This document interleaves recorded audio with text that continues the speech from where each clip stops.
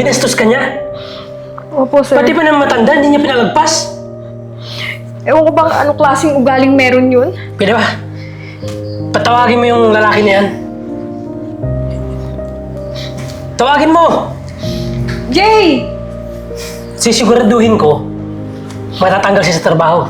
Sir, may kailangan po kayo, sir? Ma'am? Ano ito pinagsasabi niyan? Nang binastos mo daw siya.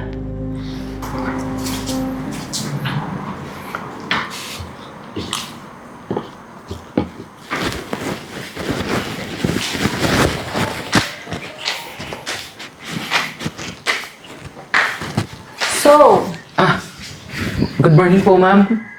ikaw ba yung bagong hire dito? Yes po, ako po, ma'am. May kailangan po ba kayo, ma'am? Utusan niyo lang po ako, ma'am, kasi wala pa naman po ang customer masyado eh. Talagang uutusan kita. Hoy, dapat alamin mo lahat ng trabaho dito, ha? Ayoko yung patamad-tamad dito, ha?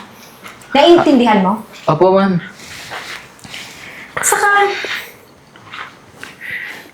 marunong ka ba magbasa ng menu? Opo naman, ma'am.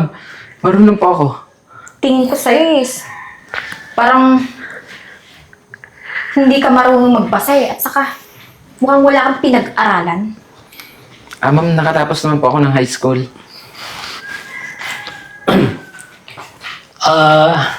Jay. Ann.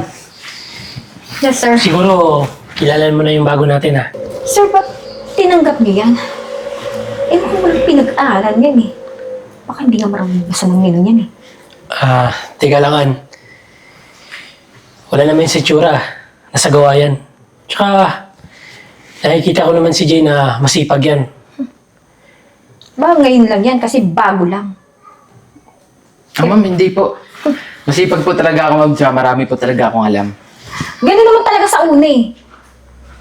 Masipag puno. Pero pag tumagal na, tatamad-tamad na. Pwede ba? Tama na. Basta, Ann, ikaw nang bahala kay Jay. Turuan mo siya. Tsaka malaki naman yung tiwala ko sa'yo eh. Opo, sir. Sa paano? May meeting pa ako. Opo, sir. Jay, manager mo, si Ann. Kinagagalak po kita makilala, ma'am. Ano? Tatayo-tayo mo dyan. Maglinis ka. Saka, doon sa kusina. Maraming mga pinggan doon. Ma'am, di ba may dishwasher naman po tayo? Wala yung dishwasher ngayon. Alam ko nasaan? Nasa bakasyon, kaya ikaw magbugas ng pinggan doon. Ano? Nagre-reklamo ka? Di ba? Kabago-bago mo pa Ma'am, lang. hindi po. Wala po akong reklamo, ma'am. Kaya ka po. Sige po. So, umpisahan mo na ngayon. Saka yung walis na yun, balik mo yan doon sa lagayan. Ano? Sige po, ma'am. Malis ka na! Bilis! Hindi ako napabagal-bagal dito, ha? Mambakla? Nako.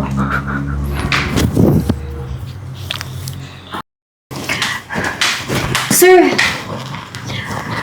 alam mo ba yung bago nyo? Bagong hire natin? Alisin mo na kaya yun. Alam mo bakit? May customer kanina na nagreklamo. Anong pamali-mali yung order niya? Ano? Teka lang, Ann. Di ba ang sabi ko sa'yo, turuan mo siya na maayos, bantayan mo. Tinuturuan ko nga ng maayos yun. Kaso nga lang, sir, mahina yung utak. Alam mo yun? Kaya, pagdating sa mga order yung mga binibigay niyang order, mali pa. Kaya yung customer nagre-reklamo. Sige nga, patawag mo si Jay, kakausapin ko. Sige po, sir. Jay! Jay! Ano ba? Bilisan mo nga! Ma'am, bakit po? May problema po Jay. ba? Totoo ba itong sinabi ni Ann na may customer na nagreklamo sa'yo? Magsabi ka ng totoo, ha? Sir, wala naman pong customer na nagre-reklamo, sir. Actually, gusto nga nila yung serbisyo ko, sir, eh. Natutuwa nga sila sa akin, sir. Baka sinungaling neto. Kanina may nagre-reklamo na customer kasi yung binigay mong ano sa kanila pagkain, mali. Pwede ba tama na? Ma'am, wala po. Wala naman po nagre-reklamo, eh. Tsaka, binibigyan nga po ako ng tip ng iba kaso hindi ko po Tingnan mo, sir. tinatanggap. Hindi ko po tinatanggap, ma'am, kasi ginagawa ko Binibigyan? lang po yung trabaho ko. Tingin ko sa'yo, hindi ka binibigyan. Humihingi ka. Alam mo, Jay, Hindi ko nagugustuhan yung ginagawa mo ah. First day mo pa lang, humihingi ka na ng tip. Kaya nga, Ano to? Eh, hindi naman po yung totoo sinasabi ni ma'am, sir eh. Anong hindi totoo? Hindi tayo magsusumbong ng ganito ah. Tsaka, alalahanin mo. Bago ka lang dito. Oras na may nagreklamo pa ng customer, ipapatanggal na kita. oh, Naiintindihan mo? sa tingin mo, maniniwala si sir sa'yo? Mas matagal ako sa'yo dito, ha? Sige po, sir. Sige na. Kausapin mo yun doon. Tsaka ituro mo ang dapat gawin. Naintindihan mo? Opo, sir. Bilisan mo. Sige Kakausapin po. mo na kita. Doon. Ano? Umalis ka na. Bilisan mo kaya. Bagal naman ito.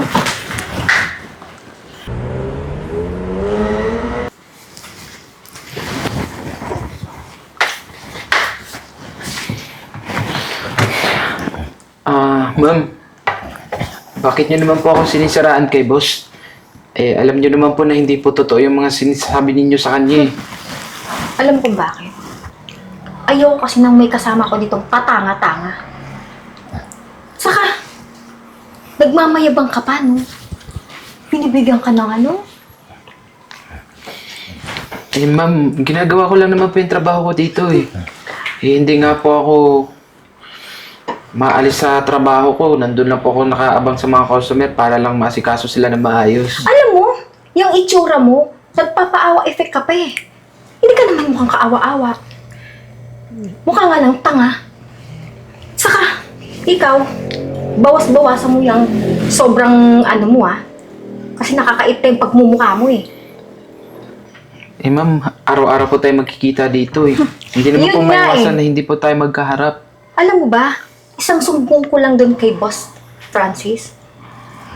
Aalisin ka kaagad nun kasi tingin ko naman hindi maniniwala sa'yo kasi mas matagal ako sa'yo. Nakakaintindi ka ba? Bakit po ba ganun na lang po yung galit ninyo sa akin? Eh, bago lang naman po ako dito eh. Ayaw kasi kitang kasama dito sa resto. Kaya gusto kong alisin ka dito. May mali po ba sa akin, ma'am? Ano? Sa tingin mo, anong mali? Wala naman po kasi maayos naman po yung service Yan, ko. yan! Yan pananalita mo. Saka yung galawan mo. Totoo ba lalaki ka? Tingin ko sa'yo mukha kang bakla eh. Bagal-bagal mo pang kumilos. Eh, ma'am, ganito lang po talaga yung kilos ko, ma'am, eh, kasi nasanay po ako sa probinsya na mahinin po kami doon. Ah, talaga? Kaya pala ganyan yung galawan mo dito. Alam mo ba, dito sa resto, kailangan mabilis yung galaw dito. Hindi yung mahinhin. Ah, mabilis naman po ako kumilos, ma'am, eh. Tutuwa nga po yung customer sa akin. Sigurado ka? Alam mo, nanggigigil talaga ako sa iyo. Ano, matagal na. Paalis na nga. Kakairita.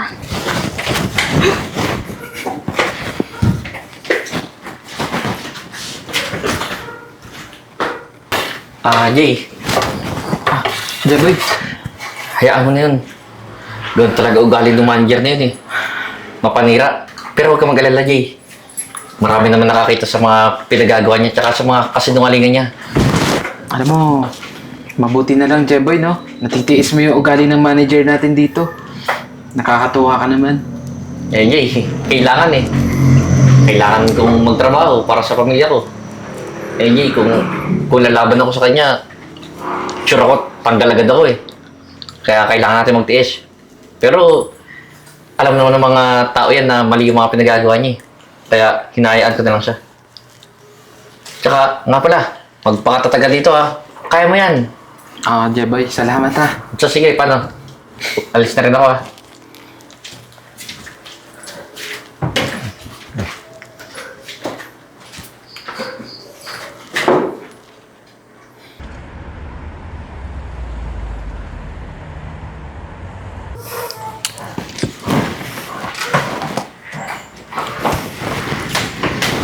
Sir, Ano? sasabihin po ako sa inyo. Si Jay po. Binastos niya ako. Hindi ko akalain na ganun pala yung ugali niya. Saka, pinahiya niya ako sa maraming tao. Ano? Binastos ka niya? Opo, sir. Pati pa ng matanda, hindi niya pinalagpas. Ewan ko bang anong klaseng ugaling meron yun? Pwede ba? Patawagin mo yung lalaki na yan. Tawagin mo! Jay! Sisiguraduhin ko, matatanggal siya sa trabaho. Sir, may kailangan po kayo, sir, ma'am? Ano to pinagsasabi niyan? Nang binastos mo daw siya. Ma'am, anong klaseng kalokohan naman po itong pinagsasabi ninyo? Totoo naman, di ba? Anong ginawa mo sa akin? Binastos mo ko, tapos pinahiya mo pa ako sa maraming tao. Ma'am, wala pong... Hindi mo man lang ako ginalang. Ma'am, wala pong ganyang nangyari, ma'am. Pwede ba tama na, Jay? Kayo nga po natulak sa akin dun sa kusina eh. Oy! Alam mo, Magsabi ka ng totoo ha, nagsisinungaling ka. tinanggap kita dito na maayos, ha? Ang akala ko, maayos ka magtrabaho. Sir, hindi po totoo yung mga bintag sa akin ni ma'am, sir eh. Paniwalaan niyo po ako, sir. Alam ko pong bago lang po ako dito, sir, pero hindi ko po magagawa yung mga binibintang niya sa akin. Sinisiraan lang po ako ni ma'am sa inyo, sir, kasi... Akala ko ayaw maniniwala kasi sa'yo. na- Pag may prueba ka, Tingnan mo sir, ang daldal pa. Ma'am, parang awan niyo na. Magsabi naman po kayo ng totoo. Importante sa Pwede ba akin. tama na? Ako ng totoo. Hoy! eh. Tama Parang mo ako. awan niyo na po. Ma'am, parang ba? awan niyo na. pwede ba tumawag ka ng security? Kaya nga Alam mo sir, sino para yan? sa mga Sir, yan. teka lang po. Bago niyo po tanggalin to si Jay, or sigaw-sigawan, panoorin niyo po yan. Yung mga pinagagawa ng manager natin. Sir, hindi po totoo yan. Simula nung pumasok dito si Jay, nilait-lait niya. Tsaka, grabe po niya ipahiya sa mga customer. Kaya naman pala wala ng empleyado dito eh. Dahil sa'yo, kaya sila umalis. Sir, hindi po totoo yan. Gawa-gawa lang po yan eh. Ah, Gawa-gawa? Nandito na yung prueba, oh. Alam mo, An, Sir, sinisiraan lang po nila ako sa tsaka inyo. sir, sikat na po yan sa social media. Ang dami na po nag-post sa mga pinagagawa niya. nakita mo na? Pati restaurant ko, dinamay mo pa. Alam mo, siguro dapat na umalis ka dito eh. Sir naman, Ano sir naman? matagal na po ako dito, sir. Ba't kailangan niyo akong tanggalin? Yan po, tanggalin niyo yung bago. Sama niyo na rin po itong isa. Sir, tignan mo, matapang pa po. Narinig mo naman, di ba? Sabi ko, umalis ka na. At huwag ka nang bumalik dito. Sir, kailangan ko po itong trabaho na to. Huwag niyo naman po akong alisin, please naman. Jay, boy, patawarin niyo na ako. Pasensya na po, pero hindi ko po kayo mapapatawad. Dapat na po sa inyo kasi baka mamaya marami pa po kayong mabiktima eh. Promise magbabago ako. Please, sir. Sir, mukhang ayaw pa po umalis. Tatawag na lang Huwag po. mo na kaming iyakan. Pwede ba? Umalis ka na. Sige sir, hatid ko na po to. Tara na po. Jay, pagpasensya mo na. Hindi ko rin kasi alam na ganun pala yung galing ng manager namin. Pero huwag kang mag-alala. Simula ngayon, wala namang gugulo sa'yo. Sir, maraming salamat sir ha.